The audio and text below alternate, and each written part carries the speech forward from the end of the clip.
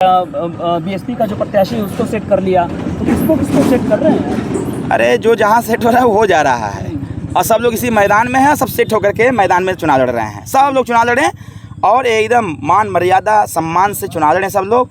लोकतंत्र है, लोकतंत्र में चुनावी सबसे बड़ा पर्व है, महामेला है।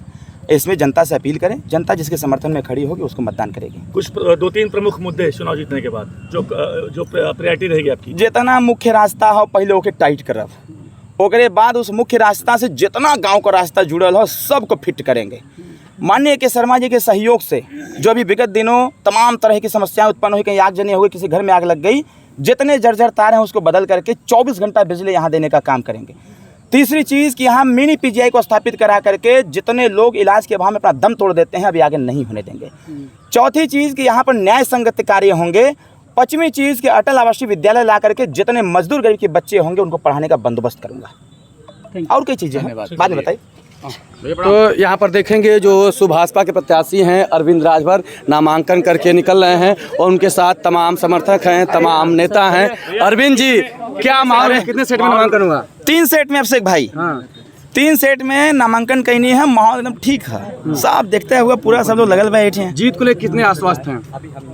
मैं तो हर युद्ध को लेकर आश्वस्त रहता हूँ और सभी लोग आश्वस्त भी कर रहे हैं, क्योंकि जब युद्ध के मैदान में उतर गए हैं तो जब तक जीत सुनिश्चित न हो जाए, वोट पड़ न जाए, तब तक आश्वस्तता नहीं दिखाई देती। क्या मुद्दे हैं अरविंद राजभर के भूसी के लिए? स्वर्गीय कल्पनाथ राय जी के छोड़े हुए काम को पूरा करना, इसके साथ साथ इस मऊ जनपद में वो सारे काम करना जो भारतीय जनता पार्टी एनडीए सरकार देश की तरक्की में करना चाहती है।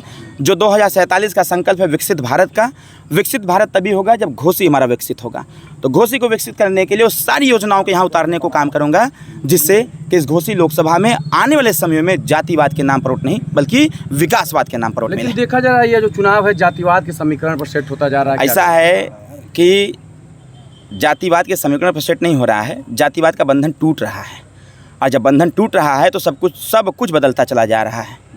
और आपने एक बयान में बोला कि राजीव राय जी 2017 से आपके संपर्क में थे। अब वहीं फिर कहा था, आज से थोड़ा कहा था, हम तो बहुत पहले से कहा था, हम बहुत पहले से कह रहे हैं कि हम अपना दरवाजा खोल दें तो हमारे घरे आ जाइए। टिकट मांग रहे थे आपसे? क्यों नहीं मांगते हैं हमसे टिकट, बार बार मांगते हैं। मैं टिकट बांटता हूँ भाई, आज प्रत्याशी जरूर नहीं, मैं टिकट बांटता हूँ। जब मैं टिकट बांटता हूँ तो उनके जैसे लोग टिकट मांगते भी हैं। और नहीं दिया, मैं उनको उचित नहीं समझा। जैसे उनको सम्मान नहीं प्राप्त हो रहा है समाजवादी पार्टी से, वैसे हम भी नहीं दिए।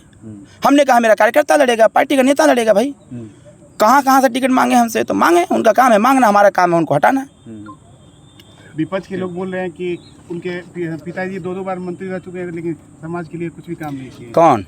विपक्ष के कितना बताइए, खुद ही डेटा निकला है, आरटीआई से मांग लेना। काका कैले ओम प्रकाश राजभर 300 रुपया से 500 रुपया पहले बढ़ाए धाएँ देने, जैसे ही मंत्री बने दिव्यांगों के। तो दिव्यांग कोई राजभर नहीं, हर जाति में होते हैं। उसके बाद जब 300 से 500 हुआ तो फिर चापे तो उसका 1200 पहुँच गया। कह रहे हैं कि मंत्री चुनाव के बाद वो दिखेंगे नहीं। कौन? ठेका लेने को क्या देखेगा, ठेका लिए हैं देखने का। अरे जितना ओम प्रकाश राजभर दिखता है ना उतना कोई नहीं दिखता है। उन्होंने बनवाया है। हाँ, सरकारवा में तो हुआ रहना ना पिछली बार, सुधाकर सिंह जी 2017 से 22 तक वो सरकार में रहना है, मंत्री रहना। सुधाकर सिंह जी कह रहे हैं कि बब्बरकाइटिस बीमारी जो है 5 तारीख के बाद समाजवादी पार्टी उपचार कराएगी। ऐसा है, अखिलेश यादव उपचार कराते तो एसी में चले गए, ठीक ना। माननीय अखिलेश यादव जी उपचार कराते कहते एसी में चले गए और एसी में जाके सेट हो गए। तो वो पहले अपना उपचार करा लें, भूलने की बीमारी जो उनको है उसको पहले अपना उपचार करा लें। पिताजी कह रहे हैं आपके कि सपा पार्टी को सेट कर दिया है, राजीव राय को सेट कर दिया है। अरे भाई सब सेट है, समाजवादी पार्टी के लिए हमारा प्रचार करते हुए वो उनके समारे पहले, तब का देखा ना इतना भीड़ होता कार्यक्रम में। अच्छा ये बताइए, रास्ते की कमी आपने फील किया कि गांव रास्ता खराब है कि नहीं, इसको क्या? मैं इस चीज़ को तो मैं हमेशा कह रहा हूँ। जी। हमारी सरकार ने मुख्य रास्ते पर ध्यान दिया है, काम करने में समय भी लगता है, टाइम बाउंड होता है हर काम का। आने वाले समय में पंचायती राज विभाग हमारे पिताजी के पास हो गया है।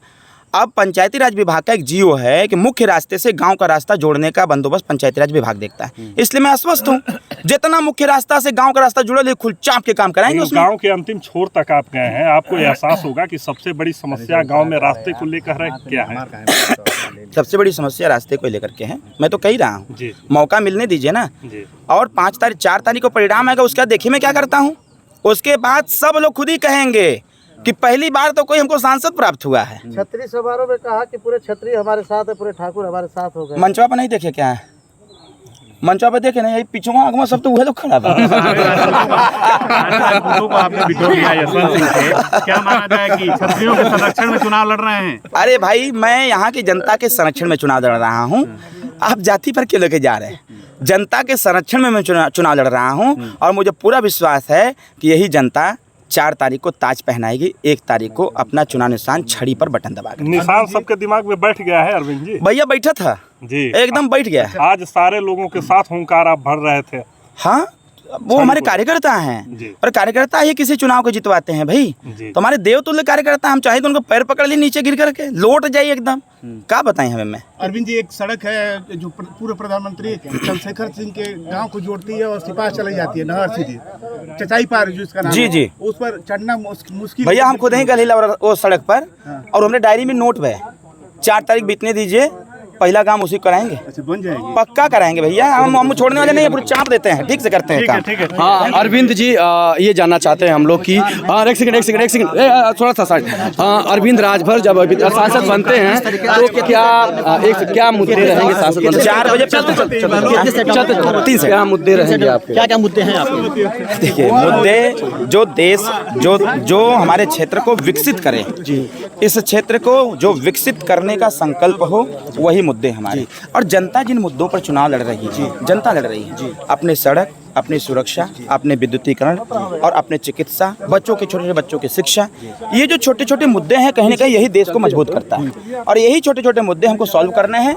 और जनता का आशीर्वाद प्राप्त हुआ तो इस बार के सदन में नीचे से लेकर के ऊपर तक चाहे जो लोग रहेंगे, सबके मुद्दे की बात उठेगी और सिर्फ बात ही नहीं उठेगी, उस मुद्दे का समाधान भी। अरविंद जी, सबसे बड़ा सवाल है कि जो मऊ है मेडिकल का हब है, जनता मांग ये कर रही है कि मऊ का मेडिकल कॉलेज राजकीय बने, तो अरविंद राजभर मेडिकल कॉलेज राजकीय बनवाएंगे? देखत जा खाली यहाँ पीजीआई लाके दिखाएंगे। राजकीय मेडिकल कॉलेज बनेगा? पीजीआई लाके दिखाएंगे हम, मैं कह रहा हूँ पीजीआई लाके दिखाएंगे यहाँ पर। और क्या मुद्दे होने चाहिए? कल्पनाथ राय का जिला है माना जाता है। राजभर कहते हैं, ओम प्रकाश राजभर जी पे टिप्पणी किया है, राजीव राय ने कहा कि दिल बगत की बीमारी होगी, क्या कहेंगे? अरे भाई, वो अपन इलाज करा लें पहले ठीक ठाक से, उनके अपन हार का डर देखते हुए वो अपना मानसिक संतुलन खो दिए हैं। क्या कल्पनाथ राय के अधूरे सपने को अरविंद राजभर पूरा करेगा।